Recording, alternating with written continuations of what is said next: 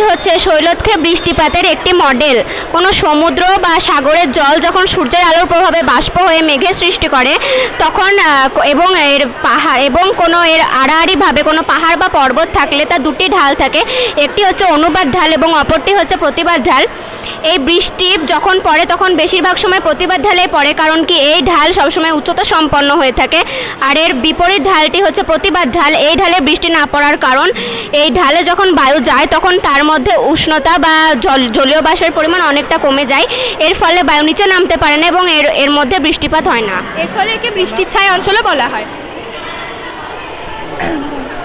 একে বৃষ্টির ছায়া অঞ্চল বলা হয় কারণ এখানে প্রতিবাদ ঢালে বৃষ্টিপাত ঘটানোর পর যখন জলীয় বাষ্পপূর্ণ বাতাস এই অনুপাত ঢালে এসে পৌঁছায়, অনুপাত ঢাল প্রতিবাদ ঢালের চেয়ে নিচু হওয়ায় এখানে নিচু হওয়া এবং এর উষ্ণতা বেশি হওয়ার কারণে এখানে বৃষ্টিপাত হয় না। প্রতিবাদ ঢালে প্রচুর বৃষ্টিপাত ঘটানোর ফলে বায়ু নিচের দিকে চলে যাওয়ার ফলে এখানে বৃষ্টিপাত ঘটায় না, আর এখানে বায়ু মানে যাওয়ার ফলে এখানে উষ্ণতা বৃদ্ধি পাওয়ার ফলে এখানে প্রতিবাদ ঢালে বৃষ্টিপাত ঘটায়। তনয়া মণ্ডল।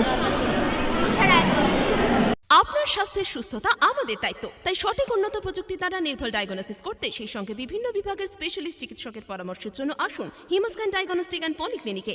আমাদের ঠিকানা 34 নম্বর জাতীয় সড়কের পাশে, বেলডাঙ্গা পুরনো হসপিটালের দক্ষিণ দিকে।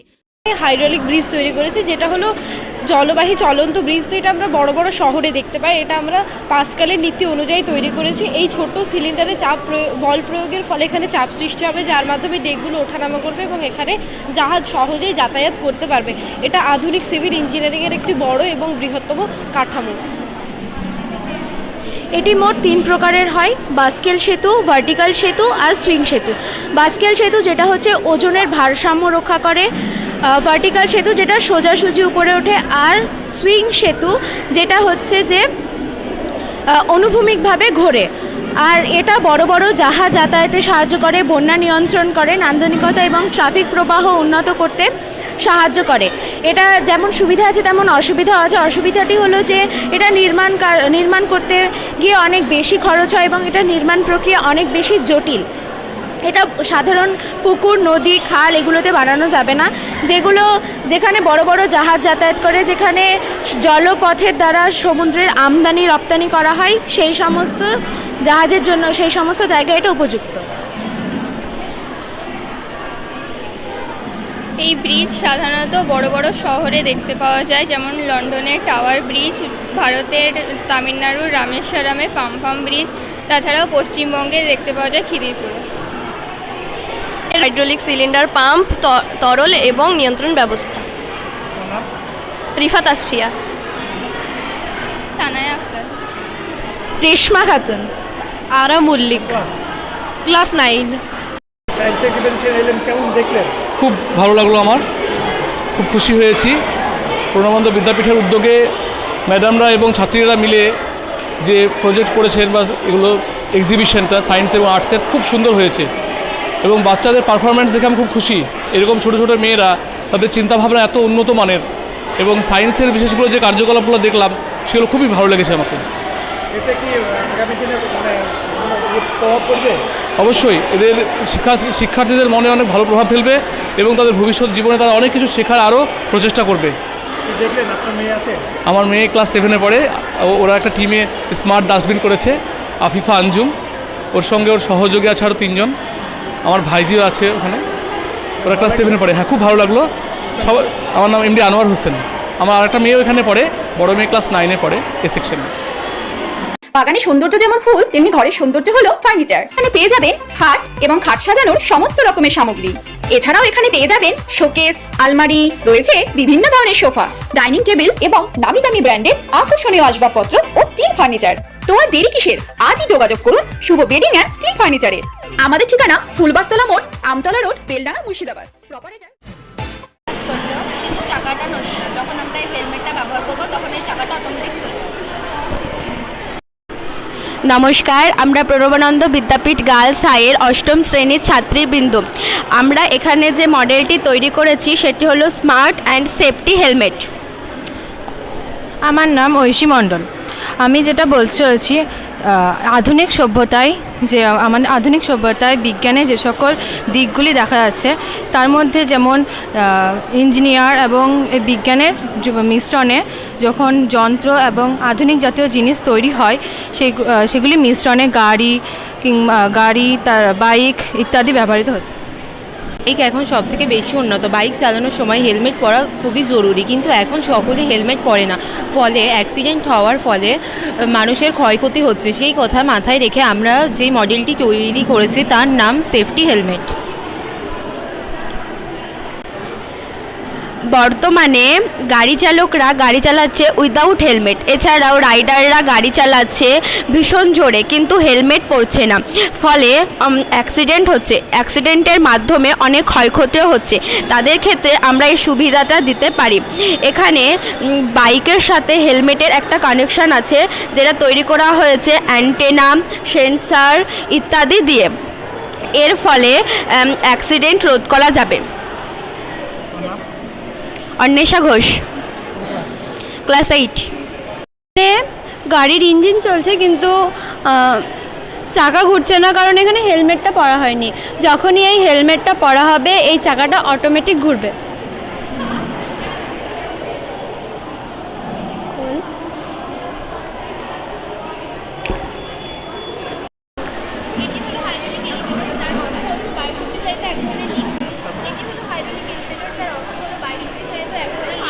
এটিকে ব্যবহার করে আমরা ভারী বস্তু কিংবা জিনিস নিচ থেকে উপরে তুলতে পারি।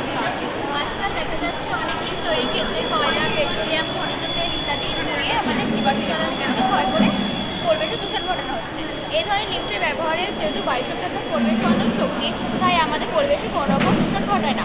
আমাদের দেহের শক্তি খরচ কমানোর জন্য বা ঐতিহ্যবাহী ও ম্যানুয়াল আকারের ক্ষুদ্র ক্ষুদ্র যে আঘাত তার ঝুঁকি কমাতে এই ধরনের লিফটগুলো সাহায্য করে।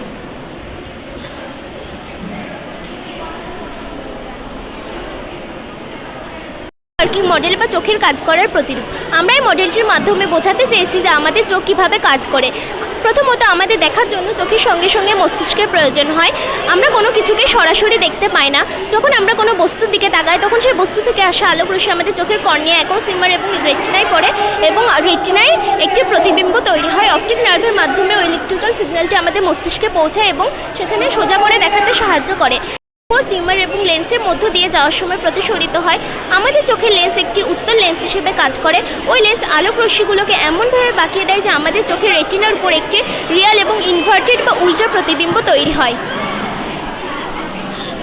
মস্তিষ্ক কিভাবে কাজ করে? এখন প্রশ্নটি হলো, ছবিটি যদি উল্টো হয় তাহলে আমরা জগৎটাকে সোজা কী করে দেখতে পাই? এখন এটাই মস্তিষ্কের জাদু। অপটিক নার্ভ রেটিনার উল্টো ছবিগুলি তৈরি হওয়ার পর সেখানকার আলোকসংবেদী কোষগুলি ওই সংকেতটিকে ইলেকট্রিক্যাল সিগন্যালসের মাধ্যমে রূপান্তরিত করে। এই সংকেতটি তখন অপটিক নার্ভের মস্তিষ্কের সেরিব্রাল কর্টেক্সে গিয়ে ভিজুয়াল সেন্টারে পৌঁছায়। মস্তিষ্কের প্রক্রিয়াকরণ আমরা যখন আমাদের ছোটোবেলা থেকে অভিজ্ঞতা এবং নানা ইন্দ্রিয়ের মাধ্যমে জানানো হয় যে এই সংকেতটি আসলে একটি সোজা বস্তু, মস্তিষ্ক তখন ওই উল্টো সংকেতটিকে প্রসেস করে আমাদের সোজা হিসেবে দেখিয়ে দেয়। একদম সদ্যজাত শিশুরা তাদের চোখের রেটিনার সমস্ত ছবি উল্টোভাবে দেখে, কিন্তু তাদের মস্তিষ্ক সেই উল্টো ছবিকে সোজা করা প্রসেসটা তখনও পুরোপুরিভাবে রপ্ত করতে পারে না। জন্মের ঠিক পর মুহূর্ত সবই অস্পষ্ট এবং ঝাপসা। যখন কোনো শিশু জন্মায় তখন তার চোখ এবং মস্তিষ্ক দুটোই বাইরের জগতের সঙ্গে সম্পূর্ণ অপরিচিত। তাদের চোখের রেটিনায় তারা সমস্ত ছবি উল্টোভাবে দেখে, ঠিক আমাদের মতোই। আমাদের মস্তিষ্ক সেই উল্টো ছবিকে সোজা করে প্রসেস করতে পারে, কিন্তু তাদের মস্তিষ্ক তখনও সেই ট্রেনিং পায়নি। ফলে ধারণা করা হয় যে জীবনের প্রথম কয়েকদিন বা প্রথম কয়েক সপ্তাহ তারা সম্ভবত এই জগৎটাকে অনেকটা উল্টোপাল্টা এবং ঝাপসাভাবে দেখে। এবার প্রশ্ন হলো, মস্তিষ্ক কিভাবে সেই সোজা উল্টো ছবিটাকে সোজা করতে শেখে? ধরুন একটি বাচ্চার সামনে একটি খেলনা রাখা হয়েছে। সেই খেলনাটি সে বাচ্চাটির চোখে রেটিনায় উল্টোভাবে রয়েছে। যখন সেই খেলনাটিকে সে ধরতে যাচ্ছে তখন তার হাতের স্পর্শ এবং চোখের দেখা মিলেমিশে একটি অভিজ্ঞতা তৈরি করছে। সেই অভিজ্ঞতা থেকে ধীরে ধীরে তার মস্তিষ্ক বুঝে নেয় যে তার রেটিনার যে সংকেতটি নিচের দিকে আছে সেটি আসলে উপরের দিকে। এটি কতদিন ঠিক হয়? সাধারণত জন্মে কয়েক সপ্তাহ থেকে কয়েক মাসের মধ্যে মস্তিষ্ক ভিজুয়াল ডেটা প্রসেস করা শিখে নেয়। তখন তারা আমাদের মতোই পৃথিবীকে স্পষ্ট দেখতে থাকে। Thank you. নেহা মুর্মু, 7। বলেছি কান আমাদের 5টি ইন্দ্রিয়ের মধ্যে একটি। কান নিয়ে আমরা কানকে 3টে ভাগে ভাগ করা যায়, আউট ইয়ার, মিডিল ইয়ার আর ইনার ইয়ার। কান আউটার ইয়ারের মধ্যে এটা সব থেকে বাইরের ইয়ার। পিন্না এটা, আর এটা হচ্ছে নিচের অংশ। এই দিক দিয়ে আমাদের এটা হচ্ছে আমাদের কর্ণগর, এটা হচ্ছে আমাদের কানের পর্দা কর্ণপটহ। তারপরে যে তিনটে অংশ আছে এটা হচ্ছে মেলিয়াস, ইনকাস, স্টেপিস। এই তিনটে হাড় দ্বারা আমাদের মিডিল ইয়ার অর্থাৎ মধ্যকর্ণ গঠিত। আমাদের তারপরে সর্বশেষ কর্ণ হচ্ছে ককলিয়া, এটি হচ্ছে ককলিয়ার নার্ভ, এটি হচ্ছে cochlear vestibular nerve.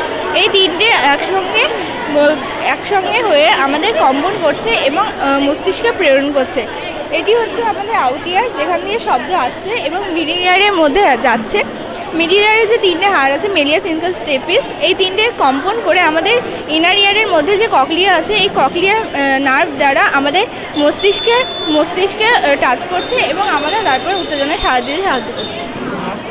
Nowshin Abedin, class 9। India state and capital. আমরা পরমানন্দ বিদ্যাপীঠ গার্লস হাই নবম শ্রেণীর ছাত্রীবৃন্দ। প্রদর্শনীটির নাম হচ্ছে ইন্ডিয়ান স্টেট অ্যান্ড ক্যাপিটাল। এর একদিকে রয়েছে ভারতের রাজ্য, অপরদিকে রয়েছে রাজধানী। যে রাজ্যের সাথে যে রাজধানীটার মিল থাকবে সেখানে আমাদের একটা বাজার বেজে উঠবে, মানে সিগন্যাল দেবে যে এই রাজ্যের এটাই রাজধানী।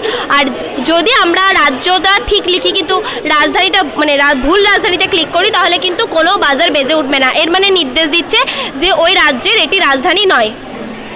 যেমন কলকাতা মিলছে, কিন্তু ওয়েস্ট বেঙ্গলের সাথে যদি আমি অন্য কিছু করি তাহলে কিন্তু মিলবে না। আবার বিহারের সঙ্গে পাটনা মিলছে, সেরকম বাজার বাজছে।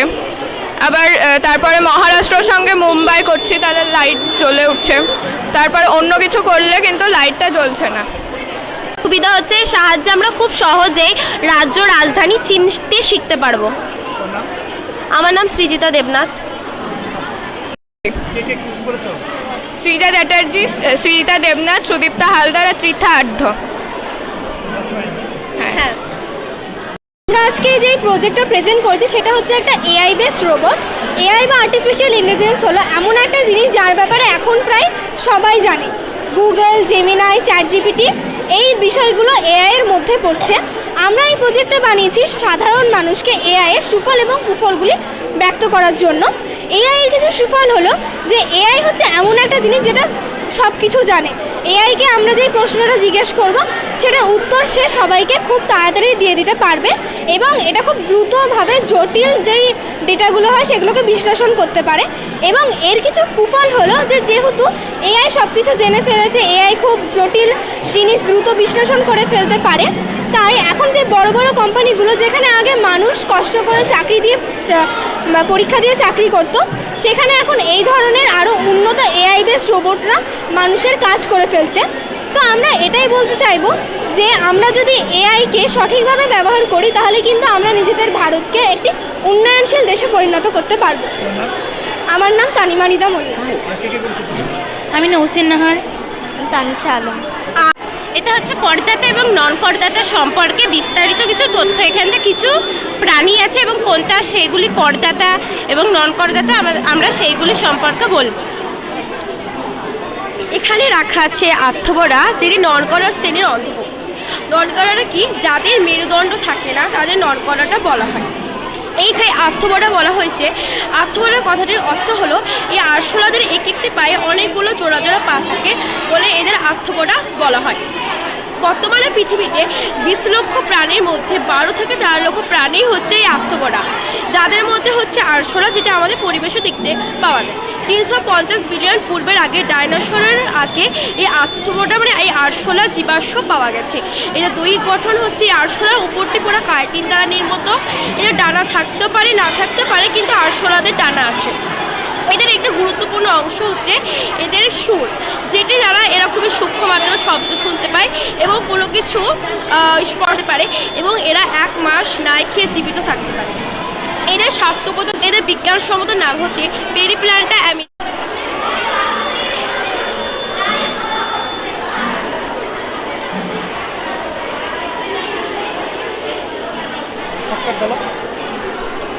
Good afternoon. আমরা এখানে একটা কার্বন পিউরিফিকেশনের মডেল বানিয়েছি। আমরা প্রণবানন্দ বিদ্যাপীঠ গার্লস হাই নবম শ্রেণীর ছাত্রবৃন্দ। আমরা জনমানবকে সচেতন করার জন্য আমরা এখানে একটি মডেল উপস্থাপনা করেছি। আজ আমাদের মানবজাতি একটি ভয়াবহ ইকোলজিক্যাল ক্রাইসিসের মুখোমুখি হয়েছে। 2026-এর রিপোর্ট অনুযায়ী দেখা গিয়েছে যে দিল্লি এবং কলকাতার মতো শহরগুলিতে AQI একটি ভয়াবহ পরিমাণে বেড়ে গিয়েছে। এছাড়াও আমাদের একটি প্রাকৃতিক রক্ষা কবচ আরাবল্লী পর্বতমালা ধ্বংস হওয়ার ফলে এই সমস্যা আরও গুরুতর হয়ে গেছে। তাই এই সমস্যা থেকে কিছুটা হলেও কমানোর জন্য এবং বাতাস শুদ্ধিকরণের জন্য আমাদের এই model carbon purification for industries and companies. এখানে আমরা দেখতে পাচ্ছি কলকারখানা থেকে বিষাক্ত গ্যাস এই পাইপের মাধ্যমে এই অ্যাবসর্বারের মধ্যে আসছে। তারপরে এই অ্যাবসর্বের মধ্যে থাকা তন্তুর যে স্তর সেটা কার্বন কণাগুলিকে শোষণ করে নিচ্ছে এবং প্রায় বিশুদ্ধ ধোঁয়া এদিকে দিয়ে দিচ্ছে। তারপর সেই ক্লিন এয়ার এই পাইপের মধ্যে দিয়ে বাতাসে বেরিয়ে পড়ছে। সায়ন্তনী স্বর 9।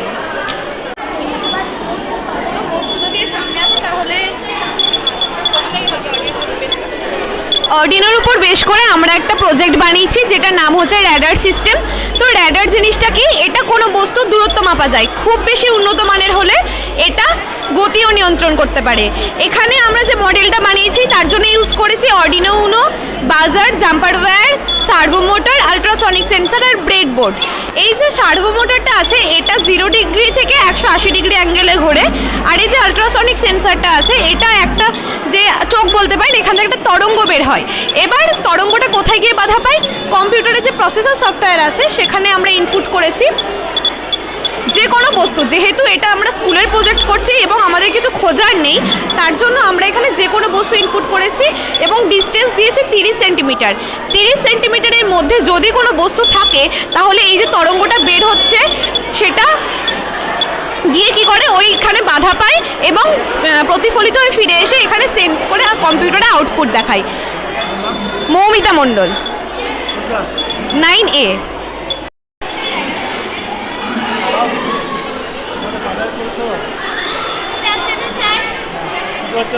আমরা এখানে প্রণবানন্দ বিদ্যাপীঠ গার্লস হাই স্কুলের ছাত্রীবৃন্দ মিলে কিছু হস্তশিল্প আপনাদের সামনে তুলে ধরেছি। আমরা এখানে আশেপাশে তোমরা কিছু সায়েন্স আর আর্টসের এক্সিবিশন দেখতেই পাচ্ছি, কিন্তু তার পাশাপাশি আমরা হস্তশিল্পেরও কিছু এক্সিবিশন তুলে ধরেছি আপনাদের সামনে। পঞ্চম থেকে 10ম শ্রেণী অবধি এখানে প্রত্যেকের হস্তশিল্প রয়েছে। আর এগুলো আমার নাম হচ্ছে শ্রেয়া ব্যানার্জি, আমি ক্লাস 9-এ পড়ি, A সেকশন।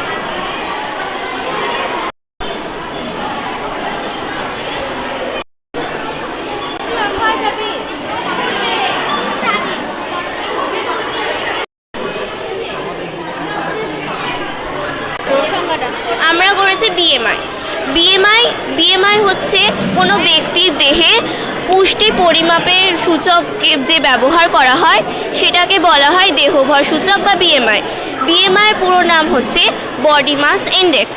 এটা পরিমাপের পদ্ধতি হলো আপনার ওজন এবং আপনার উচ্চতা সেটিকে মেপে তার ক্যালকুলেশন করে আপনাকে বলবে আপনার উচ্চতা বেশি মানে আপনার ওজন বেশি, কম না স্বাভাবিক। আপনি কি এটা ট্রাই করবেন? বা কোনো ব্যক্তির দেহে যদি 18.5 থেকে যদি 25 পর্যন্ত থাকে তাহলে সেটি হচ্ছে স্বাভাবিক ওজন, এবং যদি 25 থেকে 30 থাকে তাহলে সেটি হচ্ছে বেশি, আর 30 থেকে 40 থাকে তাহলে সেটি হচ্ছে স্থূলত্ব ওজন। ইভানা পারভিন ক্লাস 8। আমরা পিসিওডি রোগ নির্ধারণ করার জন্য একটি মডেল এক্সিবিশন করেছি। এটি হলো ইউটেরাস মডেল। এগুলি হলো ডিম্বাশয়ে যখন ইউটেরাস হলো স্তন্যপায়ী স্ত্রীদেহের প্রধান জননাঙ্গ, যেটি স্ত্রীদেহের তলপেটে দুটি বৃক্কের মাঝে অবস্থান করে। এগুলি হলো ডিম্বাশয়ে যখন অপরিণত ডিম্বাণু দীর্ঘদিন থেকে সিস্ট বা টিউমারের প্রাথমিক অবস্থায় চলে যায় তখন তাকে পিসিওডি রোগ বলা হয়। পিসিওডি যখন আরও জটিল আকার ধারণ করে তখন তাকে পিসিওএস বলা হয়। পিসিওডির ফুল ফর্ম হলো পলিসিস্টিক ওভারিয়ান ডিজিজ এবং পিসিওএসের ফুল ফর্ম হলো পলিসিস্টিক ওভারিয়ান সিনড্রোম। মূল উপসর্গগুলি হলো এর জন্য ওজন বৃদ্ধি হতে থাকে, অতিরিক্ত চুল পড়তে থাকে এবং পুরুষ হরমোন টেস্টোস্টেরনের জন্য আমাদের লোম বৃদ্ধি হতে থাকে। এর মূল সমস্যাগুলি হলো এর জন্য আমাদের মেয়েদের গর্ভধারণের সমস্যা হয়। এর কারণ হলো অনিয়মিত ঋতুস্রাব এবং হরমোনের ডিসব্যালেন্স এবং ইন্ডোক্রিন হরমোনের ভারসাম্যহীনতায় প্রধানত আমাদের পিসিওডি রোগটি হয়। এর প্রতিকার হলো নিয়মিত শরীরচর্চা করতে হবে এবং নিয়মিত ব্যায়াম করতে হবে এবং সঠিক খাদ্যাভ্যাসে থাকতে হবে। আমার নাম সঞ্জনা বালাই, ক্লাস 10। আচ্ছা, এই তারটা একটু সরে রাখলে ভালো হতো। Welcome sir. এটা হলো স্মার্ট ডাস্টবিন। এই ডাস্টবিনটি বানানোর উদ্দেশ্য হলো বর্জ্য পদার্থ নিয়ন্ত্রণ করা। এটি এমন একটি ডাস্টবিন যেটি আবর্জনা ধরন চিনতে পারে, যে আবর্জনাটি শুকনো না ভিজে। এই স্মার্ট ডাস্টবিনটি আবর্জনা ধরন চেনার পর সেই প্রকার ডাস্টবিনে ফেলে দেয়। যেমন আর এটি অনেক সুফল আছে, যেমন রিসাইক্লিং করা, বর্জ্য পদার্থ আলাদা করা, দূষণ কমায়, পরিবেশ স্বাস্থ্যকর রাখতে সাহায্য করে ইত্যাদি। এটি একটি ডাস্টবিনই নয়, এটি স্মার্ট সুন্দর ভবিষ্যতের দিকে এগিয়ে যাওয়ার পথ। আফিফা আঞ্জুম। এটা আমি মারিয়া বিশ্বাস। আমি সুহানা সাবরিন। তামান্না হুসাইন, ক্লাস 7। দুর্যোগের সতর্কবার্তা। এটির মধ্যে আমরা 4 ধরনের দুর্যোগের সতর্কবার্তা দেখিয়েছি। 1 আর্থকুইক অ্যালার্ট বা ভূমিকম্পের সতর্কবার্তা, 2 ফায়ার অ্যালার্ট বা আগুনের সতর্কবার্তা ও 3 ফ্লাড অ্যালার্ট বা বন্যা সতর্কবার্তা, 4 রেলওয়ে ট্র্যাক ব্রোকেন অ্যালার্ট বা রেল লাইন ভেঙে যাওয়ার সতর্কবার্তা। আর্থকুইক অ্যালার্ট বা ভূমিকম্পের সতর্কবার্তা, এটি আমাদেরকে ভূমিকম্পের সতর্কবার্তা প্রদান করে। ভূমিকম্পের পূর্বাভাস দেওয়া কঠিন হলেও ভূমিকম্প শুরুর সঙ্গে সঙ্গে সতর্কবার্তা পেলে অনেক মানুষের জীবন বেঁচে যাবে। এটি আমাদেরকে ভূমিকম্পের সতর্কবার্তা প্রদান করে ভূমিকম্প শুরুর সঙ্গে সঙ্গে। এটি ভূমিকম্পের কম্পনে যখন কম্পিত হয় এবং একে অপরকে স্পর্শ করে তখন এটি একটি জোরালো শব্দ তৈরি করে। এর ফলে আমরা বুঝতে পারি যে ভূমিকম্প শুরু হতে চলেছে। এবং মানুষ যদি ঘুমের মধ্যে থাকে তবুও সে সজাগ হতে পারে ও নিরাপদ স্থানে যেতে পারে। এর ফলে আমাদের জীবন বেঁচে যায়। এরপর রয়েছে ফায়ার অ্যালার্ট বা আগুনের সতর্কবার্তা।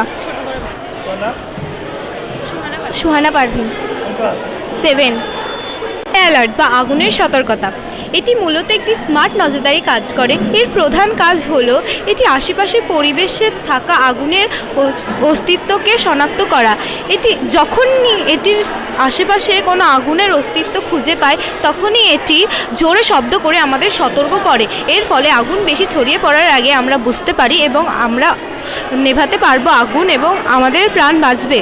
এই আধুনিক প্রযুক্তির সাহায্যে আমরা জনগণের ক্ষয়ক্ষতি সর্বনিম্ন পর্যায়ে আনতে পারবো। যেহেতু এটি আগুন লাগার সঙ্গে সঙ্গে সতর্কতা প্রদান করে, তাই আগুন বেশি বাড়ার আগে আমরা এটাকে বুঝতে পারবো এবং আগুন বেশি ছড়িয়ে পড়ার আগে সেটিকে নেভাতে পারবো। এর ফলে মানুষের প্রাণ বাঁচার পাশাপাশি ক্ষয়ক্ষতিও খুব অল্প হবে। এর মধ্যে থাকা সেন্সর টিপ আগুনের তাপ অনুভব করতে পারে এবং এটিতে জোরে শব্দ করে ওঠে। এর ফলে আমরা সতর্ক হই।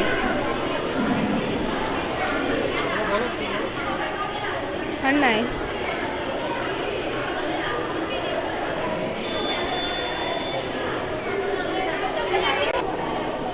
তাপটা কমে গেলে এটি নিজে থেকেই বন্ধ হয়ে যাবে। এরপর রয়েছে ফ্লাড অ্যালার্ট বা বন্যা সতর্কবার্তা। প্রচলিত পদ্ধতিতে বন্যা সতর্কবার্তা সাধারণ মানুষের কাছে পৌঁছে দিতে অনেক দেরি হয়ে যায়, অনেক কঠিন এটি। কিন্তু এই পদ্ধতির মাধ্যমে সাধারণ মানুষকে বন্যার সতর্কবার্তা পৌঁছানো খুব সহজ একটি বিষয়। এটি আমাদেরকে খুব দ্রুত সতর্কবার্তা প্রদান করে। নদী বা বাঁধের ধারে এটি লাগানো হলে একটি নিজের উপর জলটা যখনই যাবে এবং জলটা যখন এই সেন্সরটিকে স্পর্শ করবে তখন এটিতে একটি অ্যালার্ম বেজে উঠবে। এর ফলে মানুষ খুব দ্রুত সতর্ক হতে পারবে ও নিরাপদ স্থানে যেতে পারবে।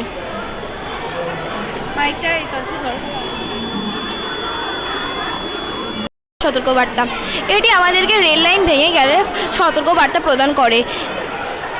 রেল লাইন ভেঙে যাওয়ার ফলে অনেক সময় রেল দুর্ঘটনা হয়। আমরা এই রেল লাইনের ফাটলগুলি দেখতে পাই। মধ্যে একটির নাম আইআর ট্রান্সমিটার সেন্সর ও একটির নাম আইআর রিসিভার সেন্সর।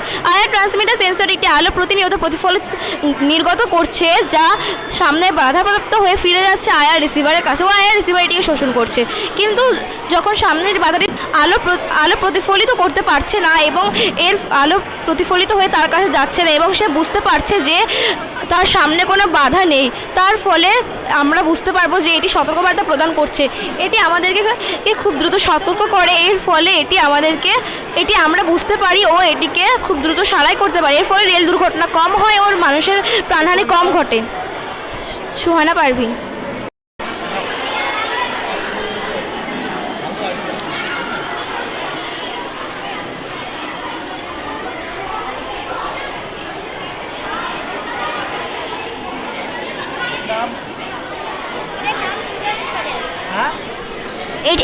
এটার নাম নিনজলস ক্যারেল। নিগার নাচ। 4 জন। 7। আমাদের এই প্রদর্শনের মূল বিষয় হলো নিউট্রনস ক্র্যাডেল। এটি একটি যান্ত্রিক ব্যবস্থা যা পদার্থবিজ্ঞানের দুটি মূল নীতি ভরবেগের সংরক্ষণ এবং শক্তির রূপান্তর প্রদর্শন করে। সৌমিলি মণ্ডল। 7।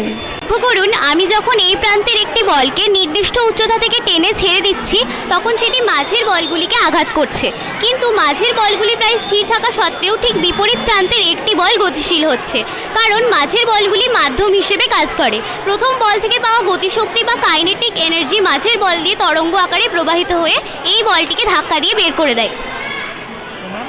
আইরিন আহমেদ। হ্যাঁ, যাই যে বিজ্ঞানের এই সুশৃঙ্খল প্রবাহই হলো আমাদের এই মডেলটির মূল সার্থকতা। বিজ্ঞানের এই সৌন্দর্য আমাদের চারপাশে প্রতিনিয়ত ঘটে চলেছে, যা আমরা এই ক্ষুদ্র পরীক্ষাটির মাধ্যমে তুলে ধরার চেষ্টা করেছি। ধন্যবাদ। সিস্টেমের মডেল, এর মাধ্যমে বোঝানো হচ্ছে কিভাবে বিদ্যুৎ উৎপন্ন হচ্ছে সেটা কি আমাদের বাড়িতে পৌঁছাচ্ছে। এটা হলো পাওয়ার প্ল্যান্ট। পাওয়ার প্ল্যান্টে আমরা দেখতে পাই যে কয়লা বা প্রাকৃতিক গ্যাস ইত্যাদি পুড়িয়ে টারবাইন ঘোরানো হয়। আর এক রকমভাবে সৌরশক্তি, জল শক্তি বা বায়ু শক্তির সাহায্যে টারবাইন ঘোরানো হয়। টারবাইন ঘোরায় জেনারেটর, যার ফলে এখানে মূল বিদ্যুৎটা উৎপন্ন হচ্ছে। এই যে মূল বিদ্যুৎটা যেখানে উৎপন্ন হচ্ছে ওইখান থেকে এই তার বাই ট্রান্সমিশন টাওয়ারের মাধ্যমে পৌঁছাচ্ছে এটা সাবস্টেশনে। এখানে পুরো ভোল্টেজটা এখানে কন্ট্রোল অথবা নিয়ন্ত্রিত করা হয় এবং আমাদের বাড়িতে যে কারেন্ট চলে যায় এগুলো সবই এখানে কন্ট্রোল করা হয়। যখন দূরে বিদ্যুৎ পাঠাতে হয় তখন এই ভোল্টেজের মাত্রাটিকে বাড়িয়ে দেওয়া হয় এবং যখন কাছাকাছি বিদ্যুৎ পাঠাতে হয় তখন ভোল্টেজের মাত্রাটি কমিয়ে দিতে হয়।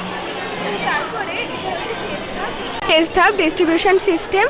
প্রথমে এখানে বিদ্যুৎটি তারের মাধ্যমে ট্রান্সমিশন টাওয়ারে গিয়ে পৌঁছায়, তারপরে ডিস্ট্রিবিউশন তারের মাধ্যমে এটি আমাদের বাড়ি, বিদ্যালয় ইত্যাদি জায়গায় গিয়ে পৌঁছায় এবং এটি আমরা সুইচবোর্ড ও মিটারের সাহায্যে ব্যবহার করি।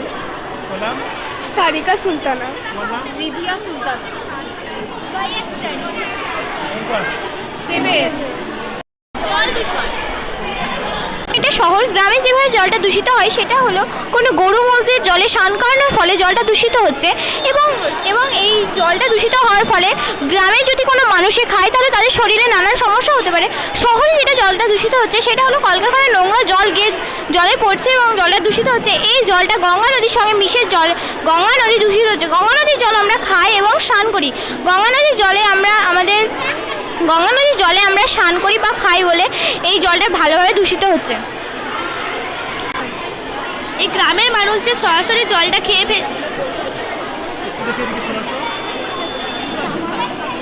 তার জন্য গ্রামের মানুষদের অনেক অসুবিধা বা অনেক রোগ হতে পারে। এর জন্য আমাদেরকে জলটা 20 মিনিট মতো ভালো করে ফুটিয়ে নিয়ে জলটা ঠান্ডা করে পাতলা কাপড় বা ছাঁকনি দিয়ে ছেঁকে নিয়ে আমাদের জলটা খাওয়া উচিত, অথবা হ্যালোজিন ট্যাবলেট দিয়েও আমরা জলটাকে পরিশুদ্ধ করে খেতে পারি।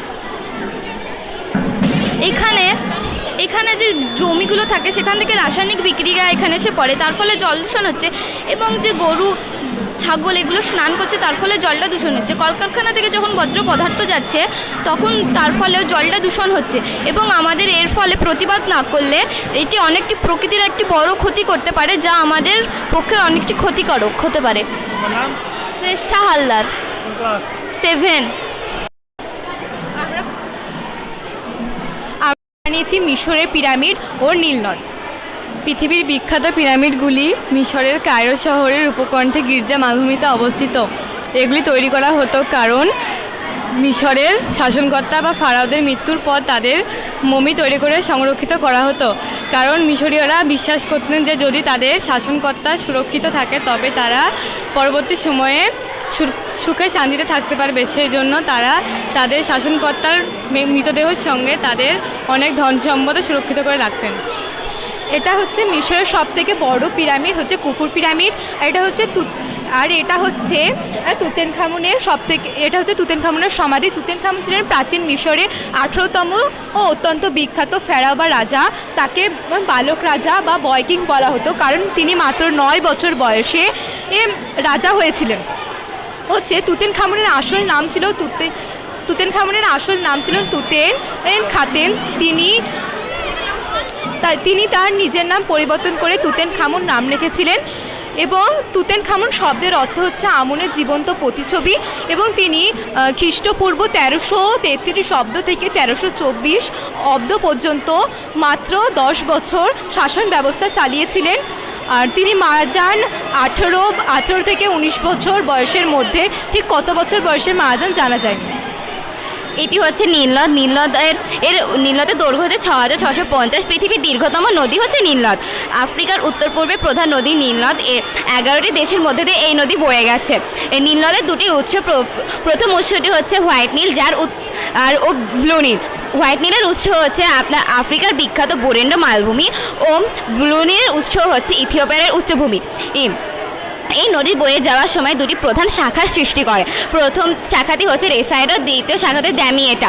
এই শাখা দুটি এর মধ্যে একটি বড় বদ্বীপ তৈরি করা হয়। এই বদ্বীপের মধ্যে দিয়ে নীলনদ বয়ে গিয়ে এই ভূমধ্য সাগরে মেশে।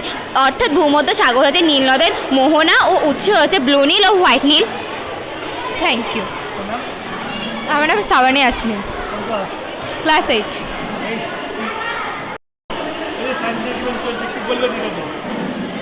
এটা আমাদের তৃতীয়তম বর্ষ।